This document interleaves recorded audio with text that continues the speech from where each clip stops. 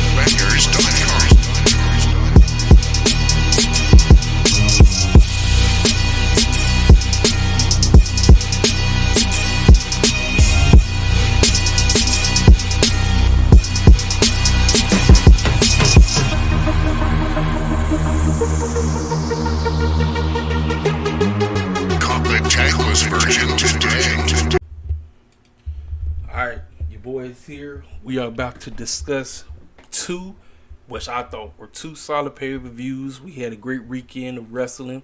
WWE did their thing, AEW did their thing. See, I keeps it 100% neutral on this channel.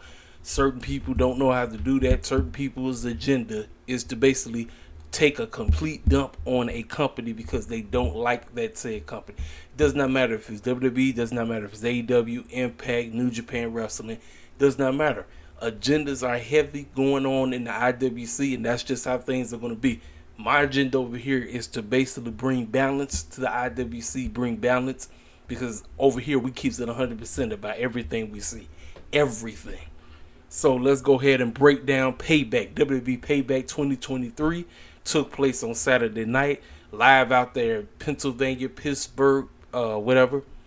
Payback. I thought Payback was a solid show. There were some things on this show I really didn't give a rat's behind about. But we're going to break down everything. Now, this is the first. Normally, when cats' faces are plastered all over the pay-per-view, more than likely, they're going to look like chumps. But right here, Judgment Day walked out looking like bosses. Every single one. Even though they can't help but cheat for every match they're in, because that's all they know how to do. But they all walked in and walked out like bosses because everybody has gold now. Everybody. So we're going to break down everything that happened on the show, including the return of Jey Uso.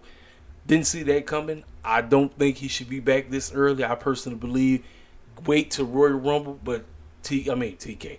Vince, Triple H, all of them clowns in the back, they said, no, we got to get Jey back because the storyline is to get Cody Rhodes and Roman Reigns Part 2. That is the storyline. If y'all not knowing that Jey Uso being put on Raw is basically to get Roman and Cody Part 2. That's basically what that was all about. But we got a lot to discuss. Let's go ahead and break down this show. We kicked the show off with Becky Lynch and Trish Stratus. Steel cage match. Now, I really ain't give a rat's behind about this feud. The feud had potential because I was thinking that, okay, is this going to help Zoe Starks get to the next level? I'm going to be 100% with you. I thought Becky and Trish actually did a very good job in this matchup. They did a great job. The girls were doing work.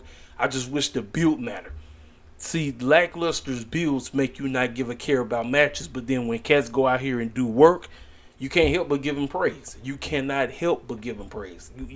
You would be a complete hater if you would sit up here and say, "Oh, the match sucked." No, the match did not suck. Becky and Trish actually did a great job.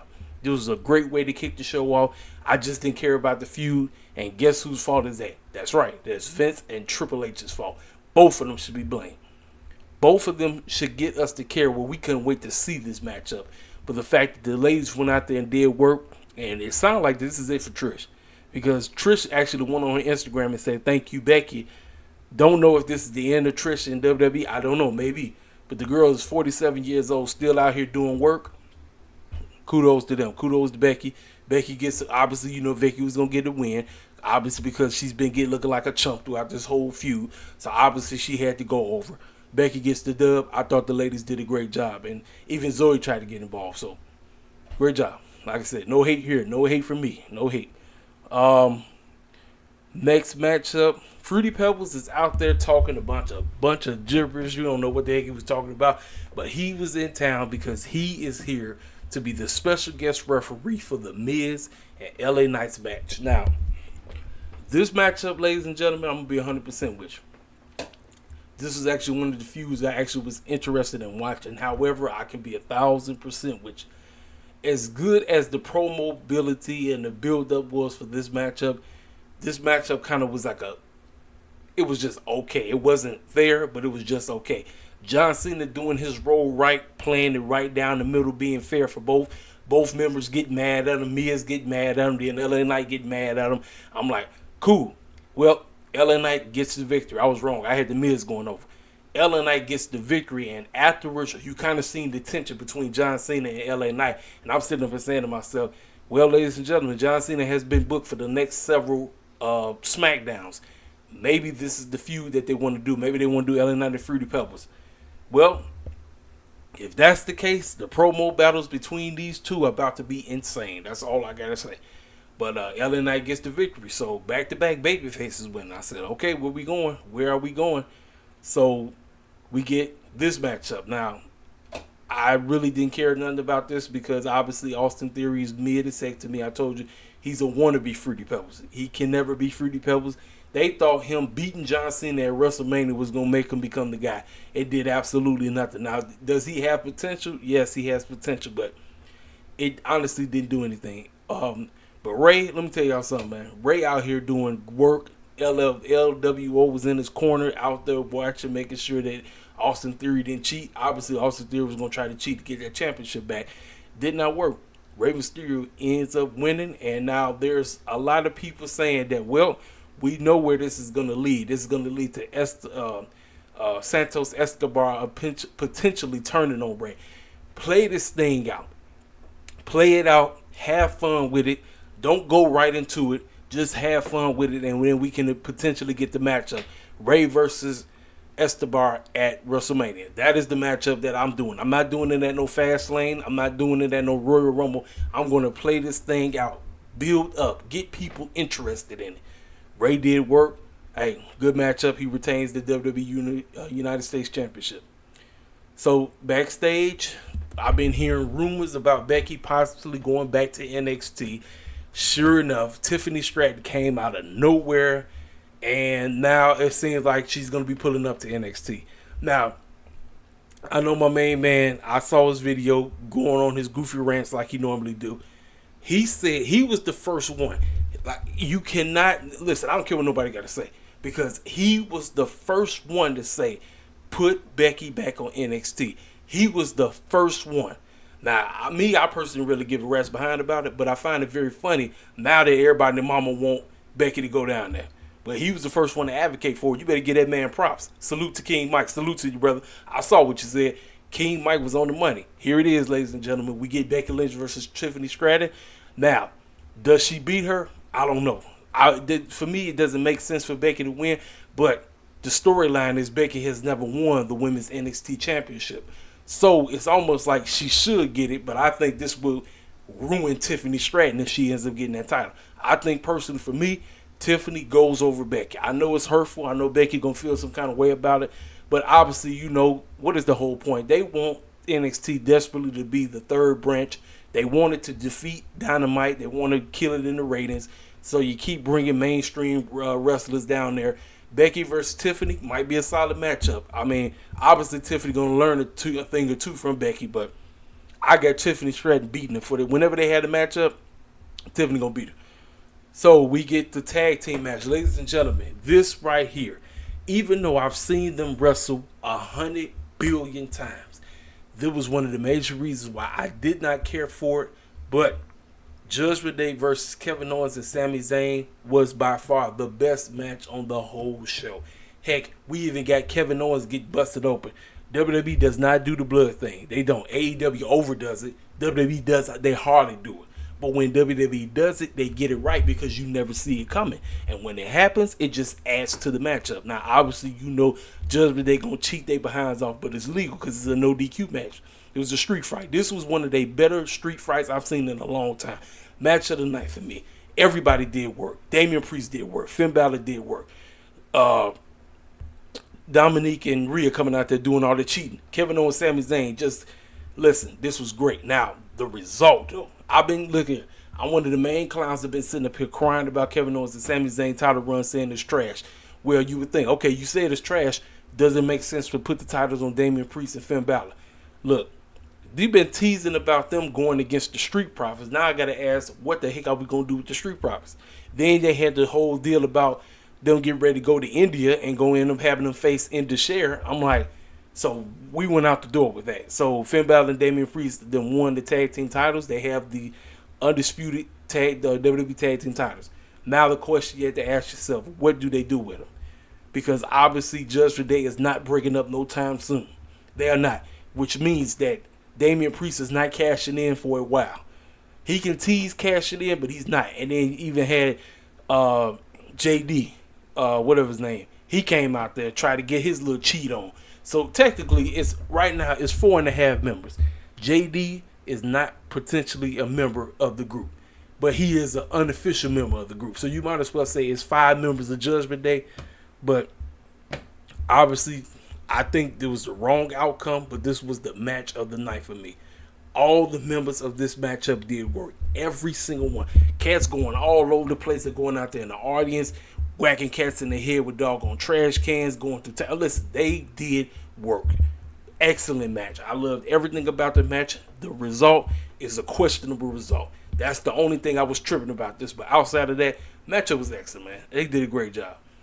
So then we get down to, JD Madonna. That's his name. We get down to Cody Rhodes and Grayson Waller. Ladies and gentlemen, I didn't give a rat's behind about this at all. I didn't. So Cody's out there talking to Grayson Waller, and he says, well, you want to know why I'm out here? I'm here to introduce the latest sensation to Monday Night Raw. I got my political pull on, and here comes the man.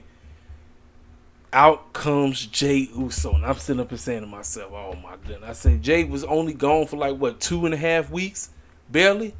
I'm like, I'm not trying to see Jey Uso back. And guess what? With Jey Uso coming back and with the matchup that everybody wanted to be on the show getting postponed tonight, that screams Chad Gable is getting screwed again. And I actually was looking forward to Chad Gable after Gunther passed the record. After he passed the record. The record is broken in 3 days. They would actually do one more match and then he would get it. Nope. Jey Uso coming to Raw pretty much tells me that he's going to be the one to take that title off of Gunther. Now, here's the deal. This is also designed to see, can Jey get over on his own without the backing of the bloodline? That's what this whole deal is about to be. Main event Jey is about to be, can he get over on his own without the bloodline? That's basically what it is. I feel bad for Chad Gable because I wanted him to win the Intercontinental Championship. The story calls for it. But Jey just getting dropped in out of nowhere. I'm like, I was like, man, I kind of don't like that call. Some people think it's great. I don't like it because I feel like, you know what, if the bloodline was supposed to take a break, take a freaking break. We don't need to see y'all back right now. I don't need to see Jey. I don't. Jey was gone for 2 weeks talking about I'm out. I'm done with WWE. 2 weeks later, he's back. I'm like, so we can make sure Cody looks like a genius, basically what he's doing, because this is about breaking up the bloodline. So come WrestleMania time, he takes that title off of Roman Reigns. That's basically what's going on. They telling you what's going on. That is the only reason why Cody was on the show. Cody, as of right now, has nothing going on for him. The fact he got to integrate himself because, hey, how the heck do I get back into this bloodline situation? How the heck do I get my shot at WrestleMania 40? I know. Let me bring Jay back. Jay did say he quit it. Let me bring her back so then cats over in SmackDown land can say, what is this fool doing? That's basically what that whole segment was about. I mean, it is what it is. So we get to Raquel and Rhea Ripley. And ladies and gentlemen, this is no disrespect. Some fans are probably going to be mad at me when I tell you this. I like Rhea. Raquel, on the other hand, I told y'all about how I feel about Raquel, man. Listen, I'm not finna do this, but fans at the show literally were saying this is boring. That I really don't know. I just don't know. I watched this. I gave it a chance. I wanted to see how well, because obviously it was a built up feud. These are homegirls. Normally, best friends usually give us a great match. This was just a mid to okay match. It really didn't do anything for me, and obviously Dominique had to get out there because Judgment Day ain't Judgment Day if they ain't cheap. He came out there, tried to get in there. Raquel laid his behind out, threw him out. But then Rhea used that as the trap, and she ended up laying out, and she retained the championship. That's basically what the whole matchup was. It wasn't really nothing. So when it came to the best women match on the show, obviously it was Becky and Trish. The steel cage match. They did great. This matchup, on the other hand, I mean, it was just there. It was just there, man. I mean, it is what it is. So we get to the main event. Seth Rollins, Shinsuke Nakamura. This is the best Shinsuke Nakamura has looked his entire WWE run. The whole storyline was Seth Rollins back, and that's basically what Shinsuke was doing the entire time. Seth came out there looking like a goofy, that goofy costume he had on. This was a sing-along. Fans were singing the Seth song, and then Shinsuke came out there, they were singing his song. Ladies and gentlemen, this matchup was very good. This is a very good match, but Seth retained his championship. Now, I wish they would have showed this. So, the show goes off the air, but there was a video going viral after the show went off the air. Shinsuke attacked Seth, so obviously this is nowhere near over. So, maybe they're going to let Shinsuke finally get it done. Maybe they do this at Fastlane. Maybe this is where Shinsuke gets it done and he finally wins his big championship. Maybe. I don't know. I'm just throwing stuff out there, but the storyline of this was all about the doggone back. It was about his back, but he found a way to overcome Shinsuke. He retained his championship. So, ladies and gentlemen, that's pretty much it. I really ain't got nothing else to say about WWE right now and Payback. I thought Payback was a pretty solid show. There was a couple things on here I probably wouldn't have done, but at the end of the day, I walked away. I give this show a solid 7 out of 10. Solid 7 out of 10, which means it did a very good job. So now let me go ahead and get on the All Out card. Give me a second. AEW All Out. Give me a second, ladies and gentlemen. Yes, CJ Perry is in the house. Lana is now part of AEW. She doesn't have a full contract, but she's there now. So let me go ahead and let me get the doggone situation. Give me 1 sec, ladies and gentlemen.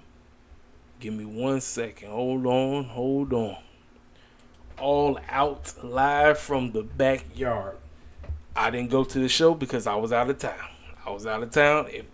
If I wasn't out of town, I probably would have went to the show. I would have went. And now, just like Payback, the build-up was weak. The build-up was terrible. And you got fools online that will tell you all because they put on a great pay-per-view that just justifies them for giving us lackluster builds. No. It does not work like that. I told you I'm a real... See, you got to listen to the real AEW fans that are going to tell you the truth about this company. We're not going to, as certain cats say, suck the D of Tony Khan, because I don't do that. I take a dump on Tony Khan in a minute. You know I would. I don't sit up here and D-ride this clown, just like I don't D-ride Triple H and Vince and them. If they put on good shows, I say they put on good shows. They put on bad shows, I tell you they put on bad shows. You understand what I'm saying? But the build-up was terrible. And the fact that you decided to have 2 back-to-back pay-per-views, that is the goofy part. That's the silly part. That's what I hate about TK. TK, we don't have no streaming service going right now. So why the clown are you going to do that? Just trying to get money off of folks. That's basically what you're trying to do. So then when they give you a great pay-per-view, they say, see, the build-up really didn't have to be great. It's silly. Ladies and gentlemen, it's silly as possible. But All Out, I thought was a huge success. Now, I'm going to talk about the matches that had no business being on the show. Again, TK, less is more. This is where Vince and Triple H get a pass from me because they don't have as much on their show. And if your storyline does not matter, you're not going on the pay-per-view. I'm not going to sit up here and put 15 billion clowns on the show that storyline don't mean nothing. A waste of time. We're going to break down everything that happened at this show.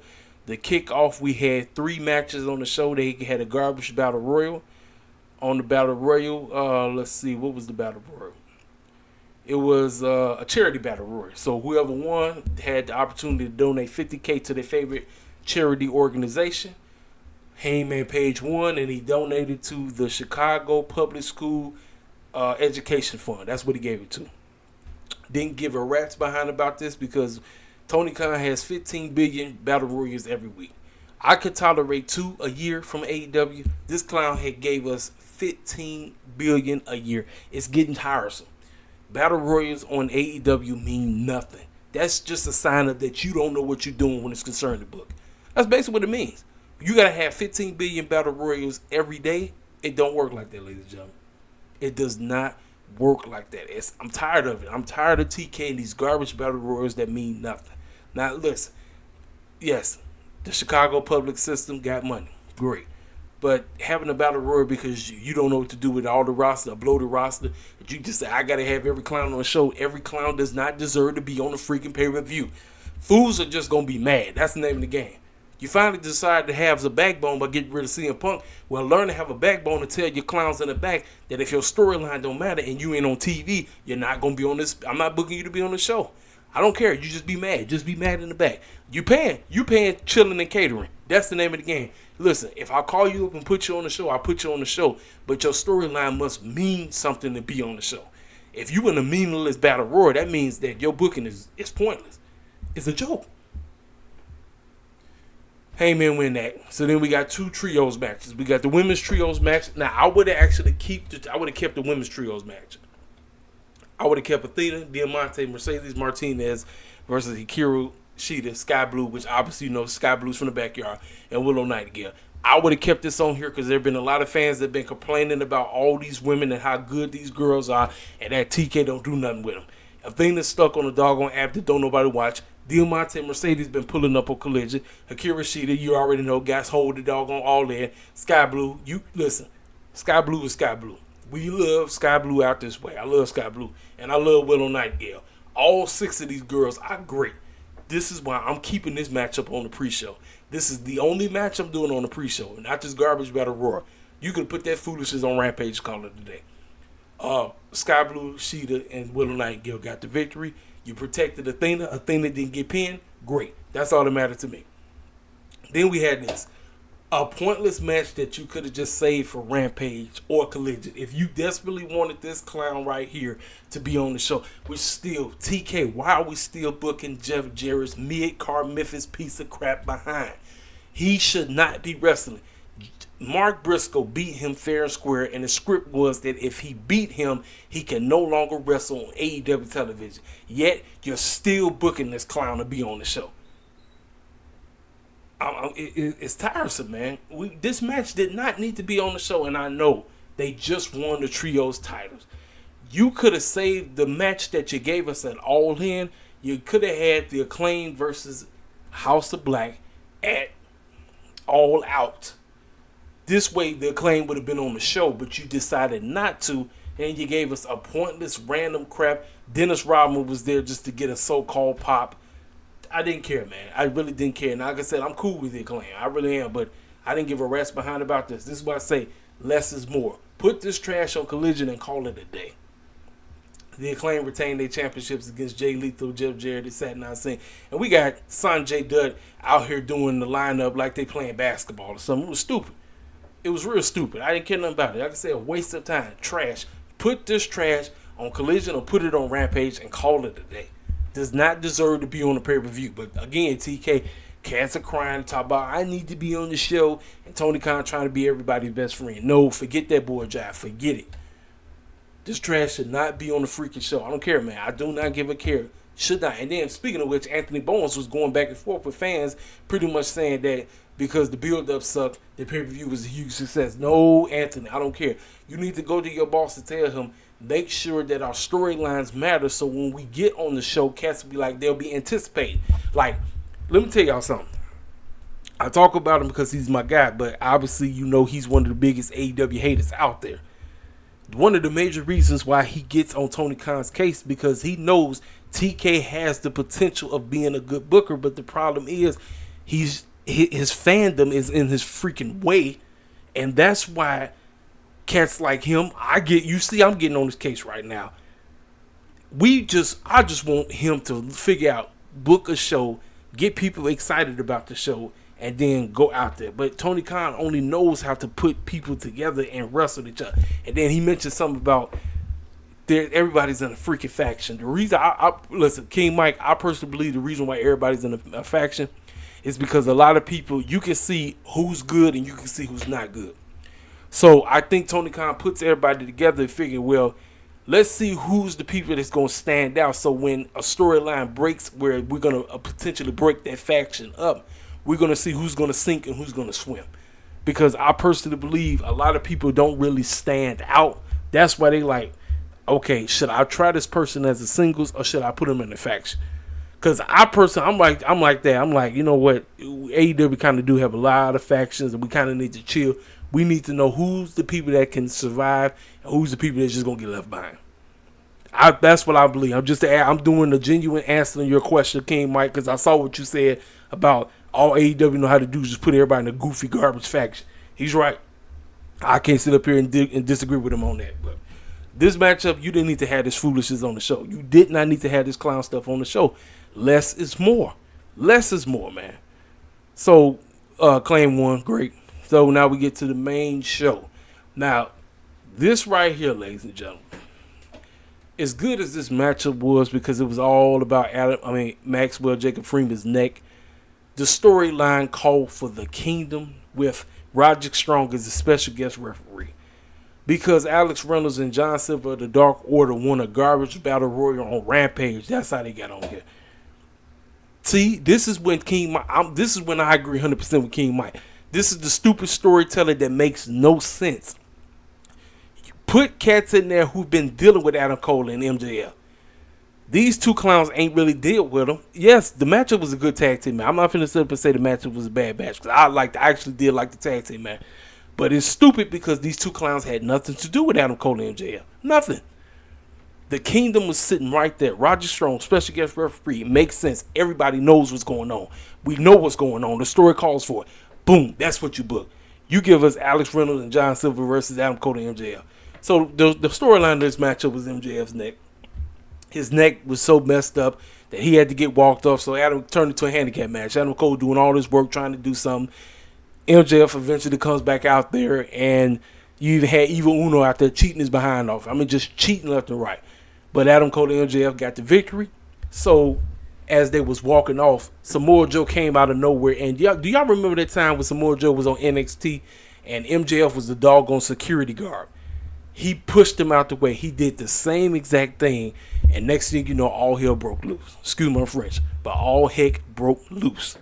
All heck broke loose. And cats was going in. They was trying to beat the snot out of each other. So they had to be broken up. Obviously, that's the storyline that's being started. Cool. I don't really have a problem with that because obviously it's going back to what took place at NXT. Like I said, go look at the meme. Type in MJF and Samoa Joe, and you'll see exactly what I'm talking about. So that turned right into our next matchup, which this right here is another matchup where I personally say shouldn't have been on the show. Don't nobody watch Ring of Honor. Now, I can tell you exactly why he was on the show. This was on the show. Let me tell you why I was on the show. We didn't have no Swerve. We didn't have no Keith Lee. Why? You already know. Swerve got sick and he dealing with his body hurt. Keith Lee, who knows what. But Shane Taylor, we don't watch Ring of Honor. He talk about he getting his Ring of Honor television championship back. Man, Samoa Joe wiped the floor with him. He wiped the floor with this dude. I said, well, again, TK, once again, letting y'all know right off the jump. I mean, call a spade a spade. I ain't really got to go into details. You know exactly what I mean when I'm talking about. I knew Shane wasn't winning. He wasn't getting that title back, but it is what it is on that. Samoa Joe gets the victory. Boom. We get this matchup right here. Darby versus Luchasaurus for the AEW TNT Championship. The right man went over. Darby is so freaking beat up. This guy is, I'm telling you, he is Johnny Knoxville meets Jack Skeleton from Nightmare Before Christmas. Basically what Darby Allin's gimmick. He wants to be on Jackie so bad. Luchasaurus was manhandling him. Darby got a couple of licks in. They almost made you think Darby was going to get the big. Matter of fact, there was actually, look, let's call it for what it is. There was a botch. Darby did his move on Luchasaurus, and my referee dude actually did the 1, 2, 3. And as he was going to the 3, he took all day because Luchasaurus kicked out afterwards. And, I mean, I don't know how that went over everybody's head. I'll say, but obviously, Luchasaurus couldn't lose. And obviously, again, Christian Cage is doing the best work he has done with this TNT title. It's irrelevant on this man. Forget about it being back on Darby. Darby's so freaking beat up, he don't even need a championship. He don't. Darby's out of business now. He is going to be on the shelf. Makes sense. Take his tail out. You had Nick Wayne out there in his corner just like Christian was in his corner. But it did nothing for him. Luchasaurus retains the championship, and we move on. Like I said, I thought it was a good, solid matchup. Pretty solid, you know what I mean? Then we get this. Ladies and gentlemen, this right here was my match of the night before we got close to the end of the show. This right here was my match of the night. Miro, Powerhouse Hobbs. You got to slap meat this, meat that. Them fans loved everything about this matchup. Hobbs and Miro did work. I knew Miro was probably going over because you know the script. Miro gets the victory. Hobbs out here just, listen, man. Look, TK figured out how to do with Hobbs. I'm telling y'all right now. Everybody looking at Ricky. Everybody looking at Swerve. Your next, well, not next, but your future AEW World Champion. Your first black World AEW Champion is this man right here. That's just how good this dude is. Man, so after the matchup, Lana comes out of nowhere. And Miro is out here acting like he don't even know who his lady is. I said, Miro, get the heck out of here. You know that's your wife.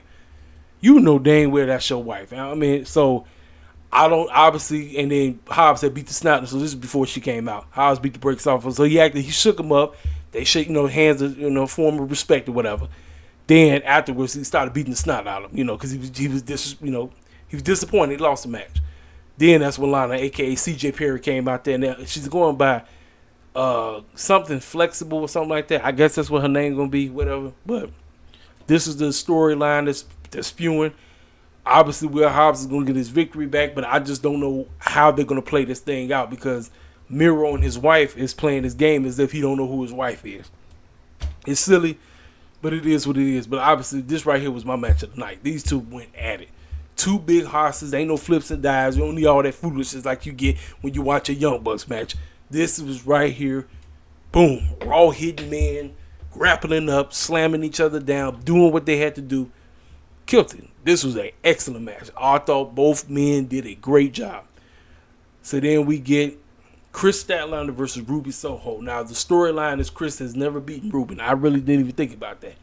So that should have gave it away.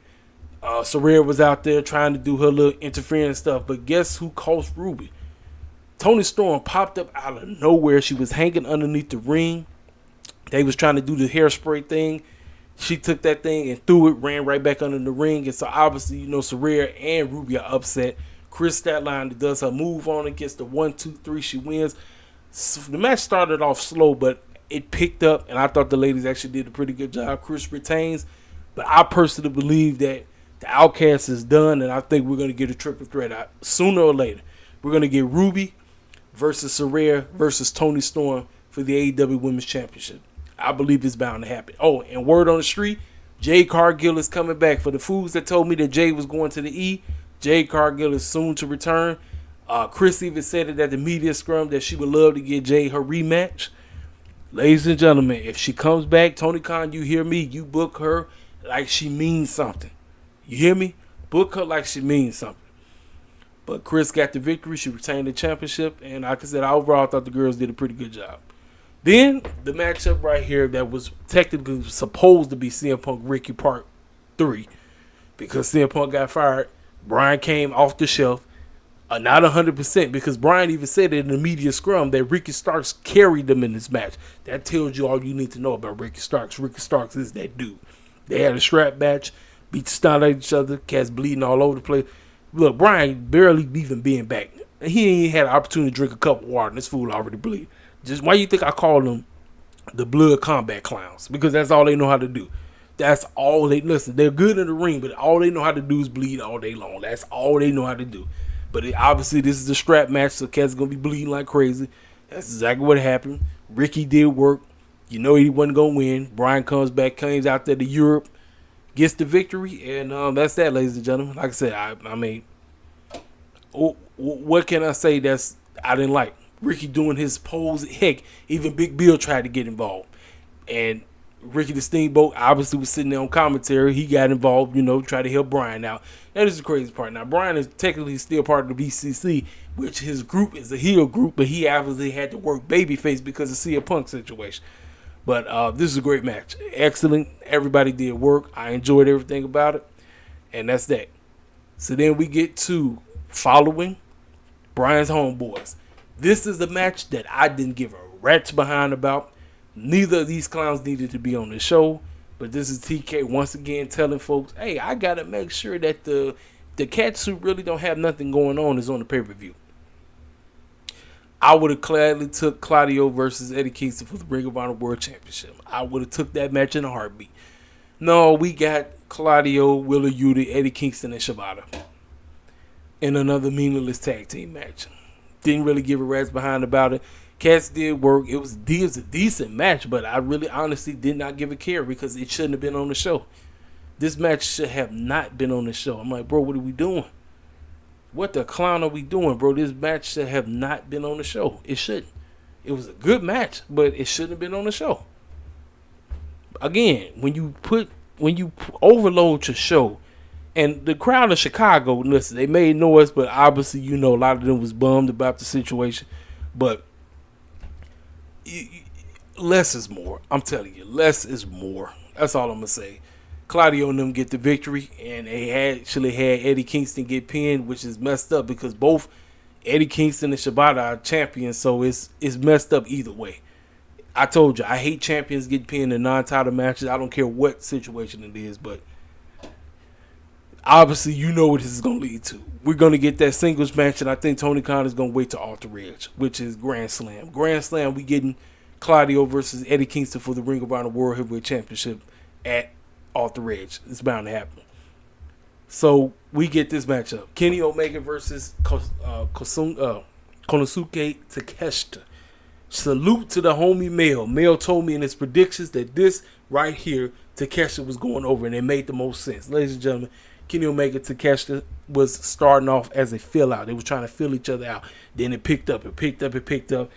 Cats just slammed each other on the head. Dude, I mean, just craziness. Crazy. And listen, now, Kenny just got caught up doing a little tease video, quote unquote, trolling CM Punk, where he was drinking a bottle of Pepsi, acting a complete fool. But, ladies and gentlemen, let me tell you something. These two did work. I loved everything about this. This right here turned into my match of the night. Will Hobbs and Miro was my match of the night until we got here. Till we got here, these two clowns were just tearing each other up left and right. And Takeshita got the victory, which makes sense. So half of the elite, well, my bad, third of the elite lost. So I'm about to talk about their matchup coming up next. Kenny Omega lost to Takeshita. This is basically keeping the Don Callis storyline, is that Kenny Omega cannot do anything outside of Don Callis. When he was with Don Callis, he was winning everything. Now the fact that he does not have Don Callis, he can't do anything. He can't win nothing. He keeps getting screwed. He keeps losing every time. Matter of fact, Don even tried to do something. He had a doggone screwdriver. He tried to use that screwdriver. Heck, even Konosuke tried to use the screwdriver. Salute to, I think Rick Knox had this match. He called him, took that thing, and threw it. Look, matchup was great. I loved everything about it. The fellas did a great job. But this beef is nowhere near over. Takeshita got the victory. Right man went over. Then, right here, ladies and gentlemen, because CM Punk got kicked to the curb, The fans were saying Young Bucks suck throughout the whole match, and the Young Bucks actually embraced the mess out of it. They embraced the mess out of it. I said, man, look here. Now, I didn't care about this matchup because I would have preferred a ladder match, triple threat ladder match with Bullet Club Gold getting those tag team titles. Listen, I'm an FTR head through and through. I think FTR is the greatest tag team right now, speaking. Out of all tag teams that are out, FTR is the best. But I'm tired of them with them doggone tag team titles. It is time for Juice Robinson and Jay White to get those tag team titles. But I thought that even though without me not caring about this matchup, I didn't want to see this matchup, I would have preferred a triple threat. I thought all 8 men did a great job, and the right men went over. Austin Gunn, Colton Gunn, Switchblade Jay White, and Brock Hart, Juice Robinson beat Cash Wheeler, Dax Harwood, and Matt Nick Jackson. I loved it. And the fact that after the matchup, you had Matt and Dax basically pointing at each other like, it's your fault why we lost this match. I said this would have made more sense if the tag team titles were on the line than it was a ladder match. But overall, I thought this was a great matchup. Everybody did good, and the right team went over. Switchblade and company did work. No complaints from me. None whatsoever. Main event. Now, we got 2 clowns who a lot of people don't really care about, but obviously, John Moxley is one of TK's favorites, and he always seems to come through when CM Punk messes up. Orange Cassidy is Tony Khan's number 1 guy. He loves this guy. I get constantly tired of Orange Cassidy opening up shows left and right, and I've been sitting up here telling myself, man, you know what? I'm ready for Orange Cassidy to lose that doggone championship, even though it's to Moxley, who, let's say, yes, I'm a Moxley guy, but I'm not really a hardcore Moxley here like most of these cats I know. I said Moxley is going over regardless of what's going to happen. OC got beat down bad. He got tore up. He got annihilated. He got busted open, bleeding all over the place. He tried desperately to win this match. He tried everything in his power, and it was not enough. Moxley did what he had to do. Like I said, he busted him open, bleeding all over the place. Heck, Moxley wouldn't even finna get out this match without getting busted open. Orange Cassidy found a way to bust him open. Let me tell y'all something. AEW is full of vampires. Everybody's always biting each other left and right. I don't get it. You would kind of want to make yourself look different from each other, but it seems like everybody always biting each other. It doesn't matter if the men, women, everybody's biting each other. OC found a way to bust him open by biting him in the head or whatever. OC tried everything. He literally tried everything to hang on to this championship. Moxley got the job done. He is now your new AEW International Champion. Good. He can go dip out and go do what he needs to do. After the matchup, OC was just laying there in the ring. He got up. He looked at the crowd. Fans were like, OC, got a standing ovation or whatever. He broke down crying. It's time. OC, Orange Cassidy, go chill. Get your body right. We'll miss you. And then when you come back, when you're gone on y'all TV for a long time, and you come back, fans will embrace you again. That's just how I do. So, ladies and gentlemen, after everything I witnessed from watching that pay-per-view, even with the build-up being one of the worst build-ups I've seen, Tony Khan said, look, we finna go out here, we're going to do work. Obviously, this is a reset button because we lost our biggest cash cow. Let's go out here, let's do work. Everybody went out here, did whatever they was able to do. I walked away with a solid 8 out of 10. Solid. Great show, great pay-per-view. Too much crap that should have been on the show. If you cut the dead weight, I'm telling you, if you cut the dead weight, I probably would have gave this show a 9 out of 10. Honestly. I honestly would have gave it a 9 out of 10. But it was just too much dead weight on this show that did not need to be on the show at all. It did not. I don't really have anything else left to say. I've said everything I needed to say. I gave my honest opinion about every matchup from Payback to All Out. I thought overall we got a solid weekend of wrestling from both companies.